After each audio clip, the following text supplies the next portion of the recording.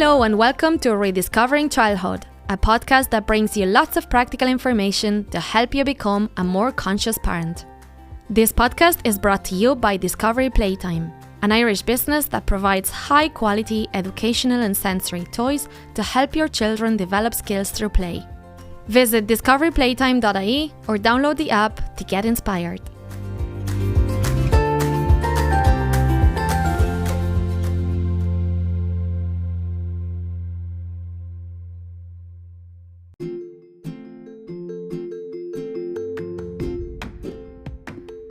In this episode, we welcome our guest, Elaine Power, who shares her experience as a primary teacher and as a mom on how play really helps children develop necessary skills in life. She will recommend us the most engaging open-ended toys for birthday gifts. She'll talk about play areas and resources to have at home, and she shares ideas for great toys and activities for outdoor play. So important. She also shares a lot of ideas about sensory play and great interesting recipes and how to set up activities for siblings of different ages. And if you listen to the last 10 minutes as well, we have a very special guest. She is 8 years old. She's 8 years old and she is my daughter. So I hope you enjoyed this episode as much as we enjoyed recording it. Welcome to a new episode of Rediscovering Childhood. Today we're joined by Elaine Power. She is a primary school teacher from Meath and she's been teaching for 14 years. And she's here to share some ideas that will help parents to have more play at home on our busy daily life, to bring more play into what we do. And she'll give us some advice, just share her own experience and see what works best for us. And we're also joined by Shannon, our events coordinator, works at Discovery Playtime. She's an early years educator and very passionate about play as well. So hello. Hello. And hello, Hi, Elaine. Hi, thanks for having me. We have a lot of really amazing content to share with everybody, and it's for children of all ages, really. Yeah. Because play doesn't grow old. Nope. If you want to tell us a little bit about yourself, what got you into primary school teaching and your experience, your journey? Yeah, so I'm a primary school teacher, teaching about 14 years. I have two children. My daughter is nearly 5 and my son is 18 months. And since having children, really, I've found myself on this journey of discovering the magic of play at home. Brilliant. And what made you, was it with your first child, made you realise how important it is? Like you could see when he was or she was developing and growing and learning new skills, that play really brought that extra learning, empowering her to move more, to learn more skills, to develop more skills. So I suppose I would do some invitations to play. Sensory play is a big favourite in our house. We connect through play as well, but I really see the value in independent play as well. That's where the real magic happens. That's where the real learning happens, and when they can be in the driver's seat and take the lead. And where did you study primary school teaching? So I went over to study in East London, and we just had the best year ever over there. There was a huge group of Irish people on the course, and we met some amazing people from the UK and further afield as well, and we just had great fun together.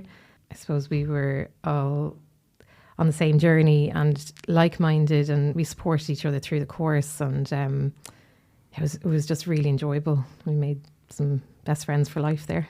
That's brilliant. I suppose it's very important as a teacher in any profession that you find your tribe. Yeah, and absolutely. You find the people that, they do the same and they have the same mindset. Yeah. And you can share your struggles and your challenges and your achievements with them, and you really appreciate each other. That's very important. You lean on each other a lot. Yeah. So. And do you have any other experiences? Then you came back to Ireland? Yeah, so where this spark started for me of learning through play really was when I went over with my school on an Erasmus trip to Iceland, and we got the experience to witness how they teach over there. So up to age 7, the children learn completely through play. In the school, I didn't see one desk and chair. There were several different rooms available with a limited number of toys available for the children to access. There was one room, it wasn't terribly big, and similar size to the studio, and the room was just filled with wooden blocks, and the blocks were built all the way up to the ceiling, and our reaction was, it looks quite dangerous, and their reaction was, well, they will build a strong structure if they want to climb up and, you know, get to the top. And there was this element of freedom and allowing what I thought was a lot of risky play, but there's such benefits to that too. It's such a different way of teaching is so beneficial. And I suppose that's kind of bringing in their independence as well then, because the way that they see it is the child is taking their own learning and their own risk into their own hands, that it's their own choice to build this. And if they build it well, then they can use it for like more prolonged periods of time as well. Yeah, absolutely. And the children were allowed to go inside and outside whenever they wanted. They learned how to put on their snowsuits because it was -degree weather. And out they went, and they had a lovely play space outside. And I remember seeing a child up on top of a play house, like a big structure.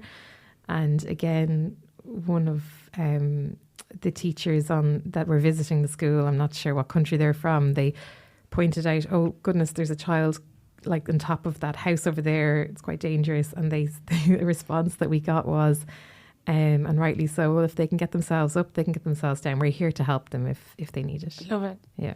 I love the confidence that they have. Yeah. Like the fact that if you're not questioning them, but you're kind of like, ooh, like trying to understand their mindset. And they're like, yeah, of course. It's just second nature to them. That's amazing. Yeah. And this idea of, is the phrase mollycoddling? That doesn't really exist in Iceland. Yeah. And they build great resilience, the children. Absolutely, yeah. And self-esteem and trust, confidence. You trust them. And one of the questions we get a lot from teachers saying that they don't do enough play in the classroom is because they'd be afraid that things get out of control and children don't know when to stop and set limits. But if they don't get to practice, and that's the way they practice, look at the freedom they have. They can go outside, come back inside, climb houses, but it's that practicing that they learn to set their own limits. And that's incredible. Yeah. You said you do a lot of you do a lot of sensory play at home. What is sensory play? So sensory play is giving the children an opportunity to explore and to play using either one or all 5 of their senses. So when we do sensory play, first of all, we choose the base. It could be water or popcorn kernels or rainbow rice. It could be Play-Doh. It could be edible mud. It could be oobleck, corn flour and water, or lentils or birdseed. And all of these bases we store away in a Ziploc bags. They're used again and again. There's no waste. So that's the first thing, is choose the base. Then we have a shallow tray. So the base, the tray, and then to choose some utensils, just whatever you have in the kitchen that's suitable for your child. So spoons and sieves and funnels and all that good stuff. And then maybe add in some characters. And I'd always think, like, follow the child's lead, follow their interest. So if they're really into Frozen or Paw Patrol or whatever it is, to add in or to offer at least. So there's huge benefits with sensory play. They practice life skills through sensory play. And it helps to bring a sense of calm. It helps children to regulate.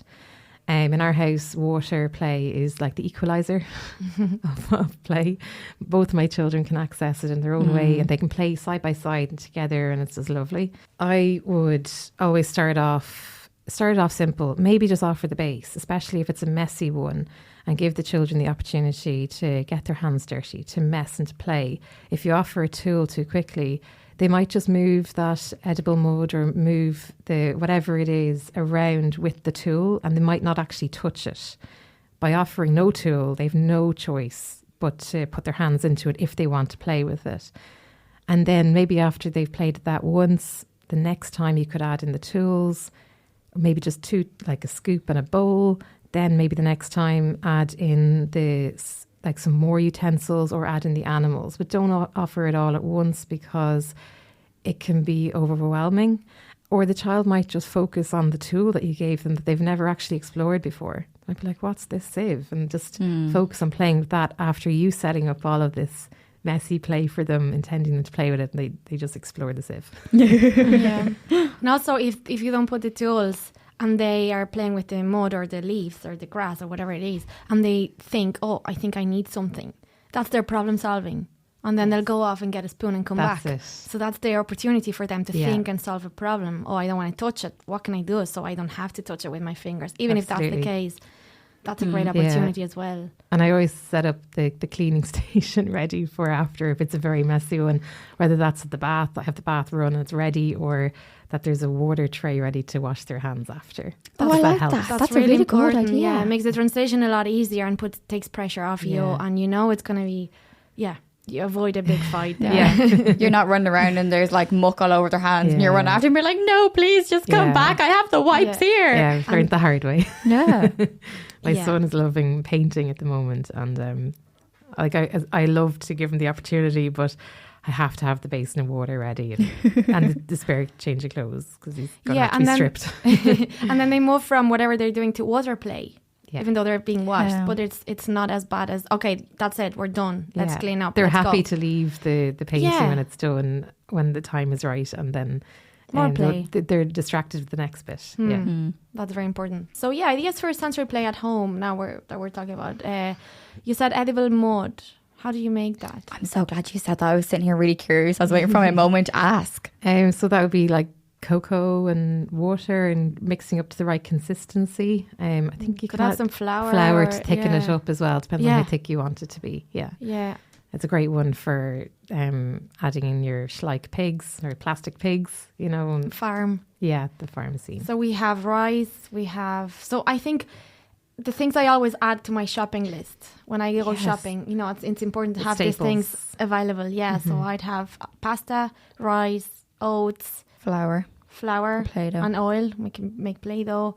So kind of the 5 essentials. Yeah. Yeah. And now cocoa powder, so we can make edible mud. Flour and cocoa powder. Yeah.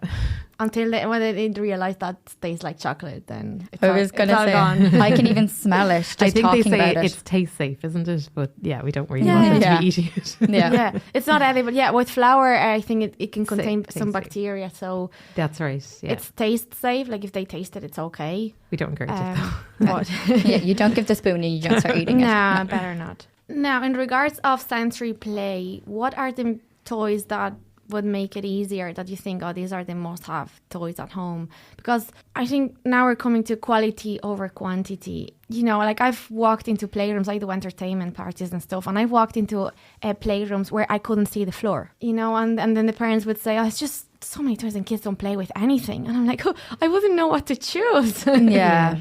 I can't blame them. So what are the main toys that you think, okay, this is good to have, they're going to use it, and that's it. There's no need for anything else. I think you can't go wrong with open-ended toys, and also as well, like following the child's interest. The benefit of the open-ended toys is that you benefit from their longevity, and also multiple ages can play with the same toy. If you have several children, they can all access the toy at their own level. What's an open-ended toy?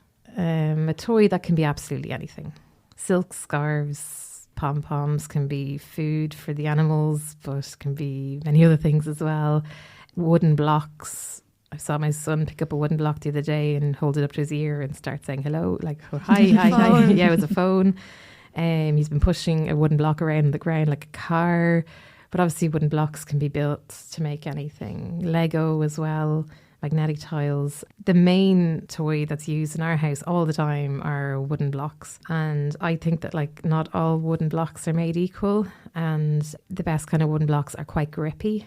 They set up the child for success. As the child is building the blocks one on top of the other, they're less likely to slip off each other, whereas if you get the shiny painted wooden blocks, they're quite slippy. And that can be quite frustrating for the child. Another open-ended toy, even when I think about when we're decluttering toys, the open-ended toys never leave our house. Lego is a big favourite in our house. So up to 18 months, we play a lot with the Mega Blocks, but my son is now engaging a lot with the Duplo. And he's now able to start playing with that. My daughter, since she was 4, she started playing with classic Lego, and in particular Lego Friends. Yeah, and these are the toys where they get the hours of play, because they can come back to the same toy and play with it in a different way. Even if it's a Duplo, my daughter's been playing with Duplo since she was about 2. She's now nearly 5, and she's engaging with the same toy but in a different way.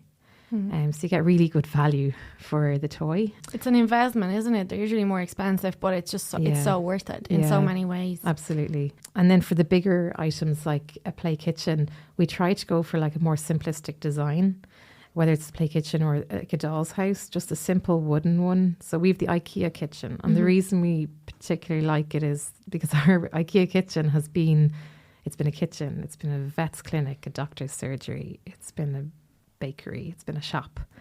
If it had certain designs on it, or if there was maybe a coffee machine on it, there mightn't be that kind of opportunity to make it such a more open toy for different uses. And the same with the doll's house. A doll's house could, if it's just a simple wooden doll's house, it could be a fire station, it could be a school, it could be a hospital.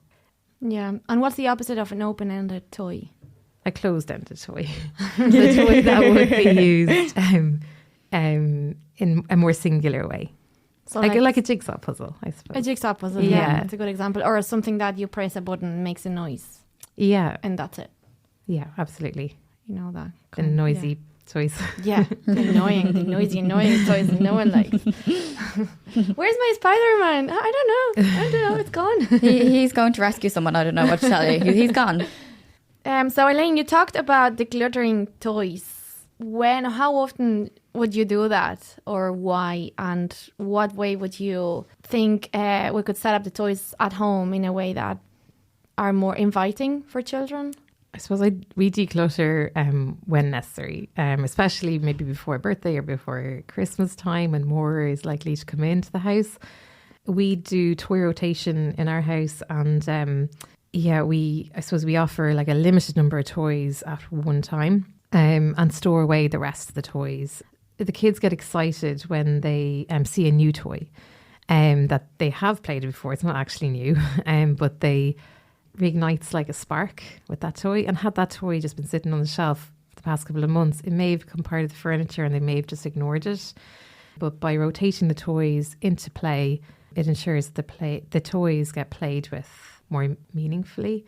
Yeah, and I suppose toy rotation, the reason we put the effort into it is because it does help the children to focus, and it encourages independent play. I try to offer like a wide variety of toys on the shelf. So that might be that there's a puzzle or a stacking toy, or that there is a musical instrument, for example. And I just observe the kids and see like, well, when we're tidying away at the end of the day, what toys are still sitting on the shelf, which toys have not been interacted with. And that would be the toy then that I would put away and put another toy in its place.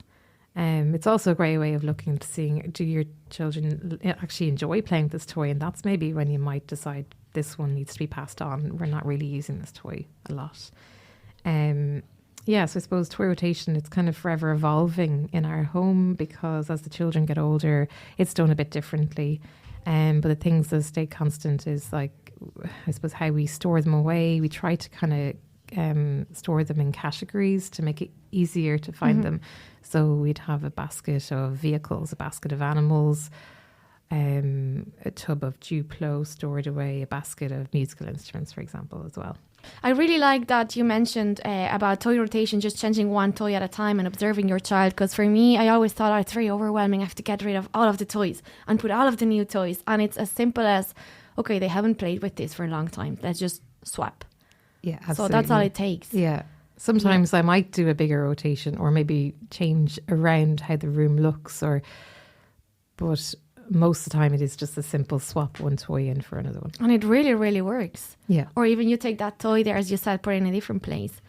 And that same toy they haven't touched in ages, put it on the kitchen table. Yeah. And then they'll come from school or whatever and they're like, oh, what's that doing here? And then they'll start playing with it. And that's the real simple invitation to play, is by just literally pulling the toy off the shelf and placing it on the playmat.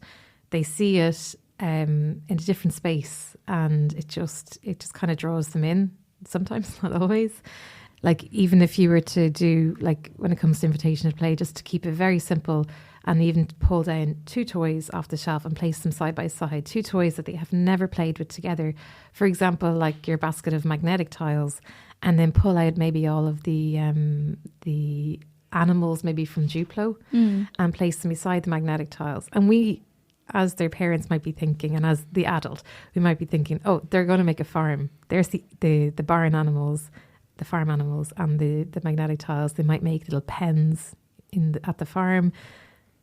But by us not suggesting, just watch and see the magic unfolds. And what we thought was going to be a farm all of a sudden is a disco, because they've laid out all the magnetic tiles flat on the ground like a disco floor, and they've got the animals there doing a disco, and they turn on the music. Like we don't want to take that magic away from them. We want to help them to lead their own play by sitting on our own hands, by observing, and by doing very little. Yeah, 100%. And that's something I hear a lot of parents saying, oh, but I can't do it. I can't set up a tough tree. I can't do this because I'm not creative enough. But you don't have to. I'm not creative. You don't have to. The kids will do the work. So just by providing that space where they can then do that creation. Let them be in the driver's seat. Exactly. You don't have to. Yeah. And that's, again, quality over quantity, and less is more. Just having an empty space and something there that just takes their attention, gets their attention. They'll come up with the most amazing ideas. And funny enough, every time I suggest something to my kids or at a workshop, it's an awful idea. They don't like it. No. They're like, no, excuse me, that's not what it is. So you don't even have to suggest anything. Again, they just leave them and they'll come up with... Yeah, let the children come to the invitation or come to the play. Don't even suggest it. Don't force it. And if they don't go to play, that's their choice, that's fine. But by letting them actually choose, it's going to most likely give a better outcome to their play. Yeah, definitely. And it's giving them their autonomy as well, that they're in charge of their own choices to make as well, and that it's okay to decide, I don't want to play with that right now, but in 5 more minutes, I'm going to really enjoy choosing to go over there and do that because I'm going to be in the right headspace and I'm going to be ready for it. Yeah. And that's the type of play that takes practice. It's just not going to happen overnight that a child has never played before, and then suddenly he's going to come up one day and come to your invitation to play and spend there 3 hours. Yeah. That takes practice. Absolutely. And you have to invest time playing with them at first to create that independent play later on, where they have the tools and the skills and the resources that they've practiced that before with you within their comfort zone. Yes. And with your support, and then they can go off and do it on their own. Yeah, so, it's a skill that play is a skill that has to be practiced. We know children, it's innate, it's in them to be able to play, but with certain types of toys, we do have to get down on the ground and show them their possibilities. And it might sound like I'm contradicting myself there. When the child is playing by themselves, that's when we leave them to it, and that's when we just step back and just let the play unfold. But if there's a toy, for example, the Grimm's Rainbow, which has such potential, but in some houses it sits on the shelf, it's a decoration.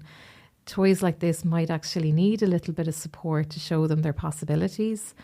And when we're showing them the possibilities, it's about not showing it's the advanced possibilities. Stay at the child's level. So if the child is not able to stack the Grimm's Rainbow yet because they don't have that ability yet, then maybe just to make little circles on the ground and to put their little Peppa Pig characters inside. And that's how it could be interacted with, as opposed to its more advanced kind of possibilities. Yeah, just watch what they do and just go with it. It doesn't have to be perfect the way you think it should be. Yeah. They're going to show you what they want and can do. Yeah. And that's what it's going to be. So what are the spaces, the play spaces that would be good to have at home for the children to develop that creativity and independence when it comes to play? Well, first of all, I don't think a playroom is necessary, but it's nice to have, but it's not necessary. And the play zones in your house, it really depends on the age and stage of your kids. Young toddlers prefer to be close by to their caregiver. In our house, the most social room is the kitchen, and toys are presented in a way that the children can access them. My son, until he was able to stand up, all his toys are presented on the ground in like shallow baskets or tubs. My daughter, in order to help protect her play, she had to start playing like at a higher level, like at the table or at the island. She sometimes stands in, we call it the helper, I don't know what it's called, a tower. They stand the wooden tower for the kitchen. The wooden tower, yeah. So she'll stand in that and she plays with her Lego at the island, and it's contained within a tray. And the tray helps to keep the pieces from falling on the ground because there's small choking hazards for our son. But also, if she was playing with that on the ground, he'd be very curious and he'd come over and he'd break it. And that'd be really frustrating for her. So the play space on the ground is like a sharing space, and the higher spaces are for herself for the moment, but it's forever going to be evolving because of course he's going to be able to climb up there soon. We'll figure that out when the time comes. We do have a playroom in our house, and initially I noticed my daughter doesn't want to be in here, so I used to bring my housework into the playroom. I used to bring like my laundry basket in and be folding the laundry in there with her. But honestly, the toys were often just brought from the playroom up to wherever we were.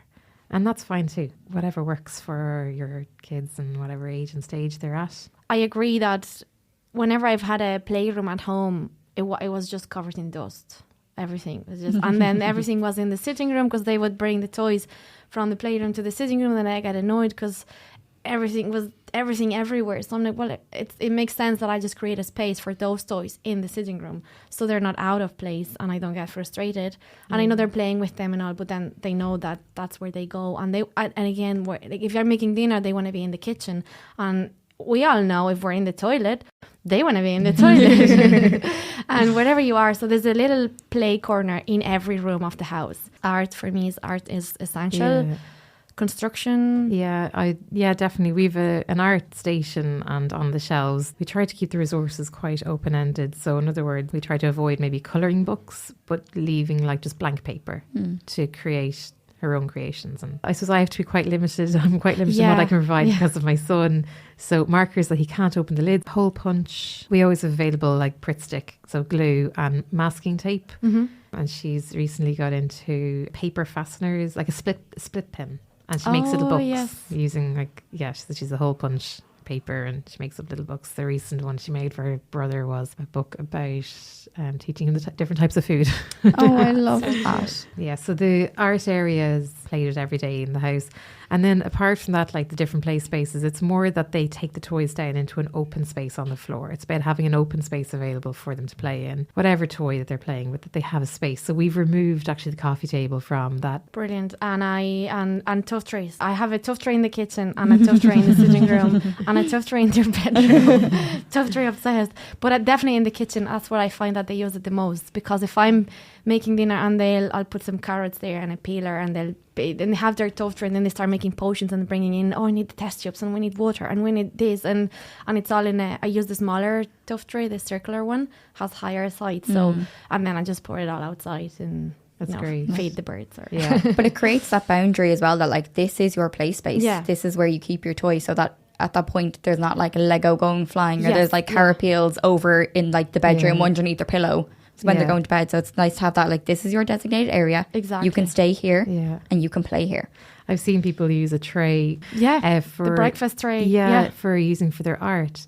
So when they're working away at the kitchen table, it's less frustrating for the parents. Brilliant. The art has to be contained in the tray. And dinner time is coming around, and all you have to do is lift that one tray. It's got the water pot, it's got the paintbrush, or what all the bits that they've been using. The mess is contained. You lift the tray away and you can set the table. Yeah, that's really good. Yeah, the breakfast tray is brilliant for that. Then you don't have to put everything away. If they want to come back to it, it's very easy then to put it back. Transportable. Yeah. Don't think that's a word. How do you feel about those boxes where all the toys are thrown in together? We don't have one. Well, actually, we do, and there's a load of teddies in it. The surplus teddies. The children can't find what they're looking for. Often what's going to happen is that the toys are just going to get pulled out and make a big mess on the floor, and then they don't have space to play. Whereas if the toys are set up that they're easily visible and they can access the toys, they know exactly what they need. They know everything has a place. I'm sure for storing away excess items, but I don't think for using it daily. Maybe it works. We have one with the teddies as well. But then, we have a box for Duplo and a box for Lego and a box for everything, really. Yeah. But don't mind me. So we talked about play spaces, play at home, and types of toys. So what would be good toys for birthday gifts? I suppose when it comes to birthday gifts, just the value in the open-ended toys, and they're the ones that will get played with again and again. Also, like we have different sets of wooden blocks, so we've kind of added to them over the years. And same with Lego, like it's the kind of thing that you can always get another set or go that stage developmentally harder. With the open-ended toys, sometimes less is more, but actually with open-ended toys, more is more. You talk a lot about blocks and construction, and I think we underestimate the power of playing with blocks. And it's something really, really simple, and it's such a traditional toy that's always been there. Yeah, we do love our blocks in our house. There's just so many benefits to block play, like creativity and exploration. There's so many benefits in relation to maths and science. There's so many skills as well that they can learn through block play. Like their social skills, so collaboration and communication. They build their confidence, self-esteem and resilience. So trying again, like the structure has fallen down, and to give it another go. And as the grown-ups, when we see the kids playing at blocks, it's so tempting to say, oh, what are you building today? To the 3-year-olds. They don't know. They are just putting one block on top of another, and they'll just see what happens. And by us actually saying, what is this? Or, oh, I see you're building a house, whatever. And they might get totally offended and be like, no, that's not what it is. It's something else. And that's how they build their engineering skills and how they make sense of the world, how they understand how the world is made, and it just makes sense of everything. Yeah. And then that turns into growing up and being able to, oh, my microwave is broken, let's have a look. Or maybe not the microwave, but I feel like that's a bit dangerous. Don't touch the microwave. I don't know why I said that. I don't know, like things break at home, and then I have a sense of spatial awareness and how things work and how things are made, and structures and shapes and how things fit into each other, and that's just that independence as an adult to no, I can fix it, I can hang these curtains, I can. That's what it turns out like. Maybe I didn't play with blocks enough when I was younger. You not fix your microwave? No, if the microwave's broken, it's gone in the bin. We're straight down to Harvey Norman's to buy a new one. The screwdriver can stay in the box, it's fine. Yeah, that's actually something that I learned when I did the certificate, the level 6 in play therapy. It was all about how to communicate with your child when they're playing, and especially with construction was a really big one, because it really empowers that communication. And it's, as you said, not to jump in and say, oh, you're building a, I keep saying microwave. You're building a microwave. Let's cook our dinner. So just to narrate what you see. Yes. Oh, you picked up a block. It's blue. They did pick, Just narrate what you see, but without adding any extra meaning. They'll tell you. They'll tell you what it is if they feel like they have to tell you. Yeah. And to join in the play when you're invited, not to necessarily interrupt their flow, because you might see some really wonderful play happening and you really want to get involved and ask them what they're doing. As soon as you ask them, then they answer you and they walk away, and that's it, game over. Yeah, that's very true. Yeah. I think outdoor play is essential, and with my kids, I bring them outside every single day, no matter what. If it's too bad, they can go outside on their own. I'll watch them from the window. They have to go outside and play outside every single day, no matter what. So what are the things that they could do, or the resources that work for you even at home? Depends on the age. So my son, he's 18 months and he loves the sand tray. And my daughter did too. She played with it so much when she was his age. Now she's playing with it a lot less, but she'll still play with it with him, which is lovely. So a sand tray is just so beneficial. The thing that's played most in our garden at the moment is the mud kitchen. And it can be a very simple setup. Ours definitely is a simple setup. I think the 2 bowls were like dog bowls. But we have added to the mud kitchen a water dispenser with a little tap, and they can flow, like turn on the tap and the water flows into the bowl. My son absolutely loves this. Anything it's to like do with magic. water. Yeah, absolutely. And he's able to do what his big sister is doing. But my daughter loves adding in like flowers and leaves, and we have cabbage growing wild beside the mud kitchen that she's allowed to snip off and add to the play. But sometimes we might add a bit of a different theme just to reignite that spark.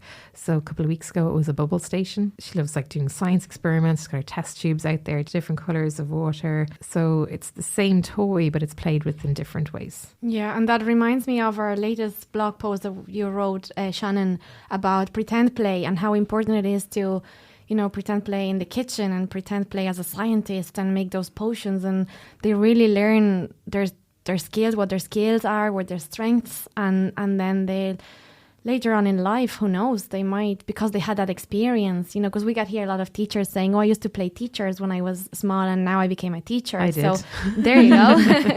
So, that's really the opportunity that they have to become a chef or become a scientist or become a microwave fixer.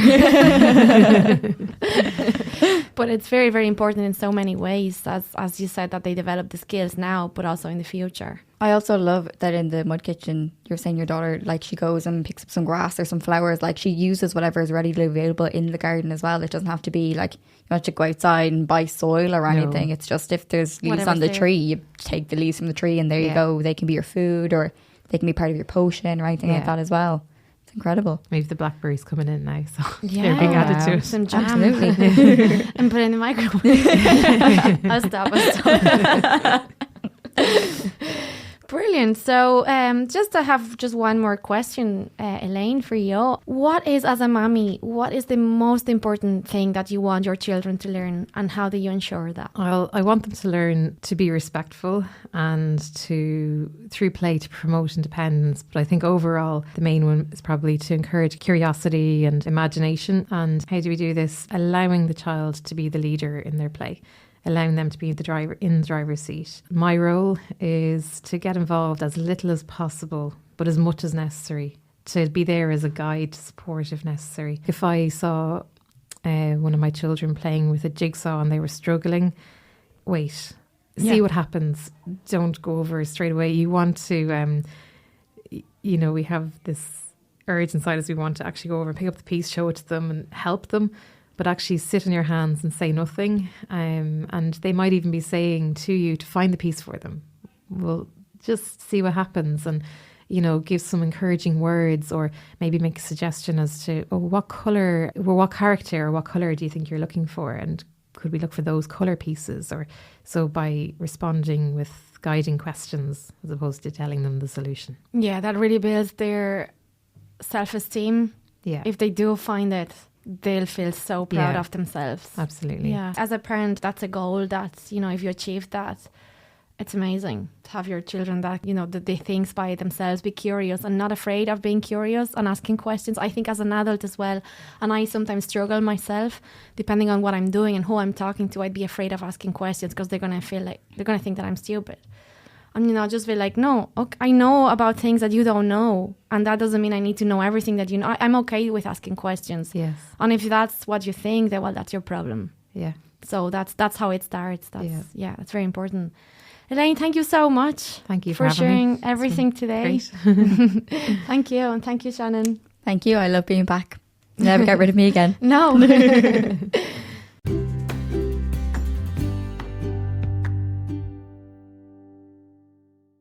Well, hello. We have a very special guest here today. Hello. What's your name? My name is Leia. And how old are you? I'm 8. You're 8. And you go to school? Yeah. What's the best thing about school? Lunchtime. Lunchtime. Yeah, I like lunchtime as well. And what else do you like about school? Gaeilge and maths. Yeah? Why? Sometimes I like it, sometimes I don't, because we do it in our book and it's just math sums sometimes. And sometimes it gets really hard. For Gaeilge, we do games and other stuff in our book, but I feel like we could do something else for maths, because in maths we could do, like, for example, if we have like a picture of something like an airplane, someone could be the pilot, we could do role play, and then they could count how many passengers and write it in their book. So you could use play to learn about maths. Yeah. Learn sums and numbers while having fun. Yeah. And it wouldn't be as hard, you think? Yeah. And what else do you like to do in school? Do you like PE? Yeah. What do you do at PE? We do games like running and sometimes obstacle courses. Fun. And sometimes we do passing ball games. Does it help you make more friends and get to know each other a bit better as well? Yeah. And play with other friends that you wouldn't play normally, maybe in the yard or in the classroom? Yeah. Yeah, that's nice. And what else do you like about school? You did a podcast in school one day, last month, didn't you? Yeah, last month I did it wasn't really a podcast. It was like we pretended, like with my group, we pretended that like I was a famous gymnastics person, and then Shauna was asking me questions like, how did you get famous, and do you teach kids, and how did you learn gymnastics, and how did you first like it? And what did you answer to those questions? How did you get famous? She asked me one question where how many pets did I have. I told her the real life how many pets I had, and I'm pretty sure I had 5 or 6. Wow. And did you like doing the interview in the school? Yeah. Were you nervous? No. No? Because it wasn't real. But I don't think people are very excited when we go to school every day. No? Because we do, like, I don't know about other people, but I'm not very excited to go to school every day. Because we do, like, the same things every day.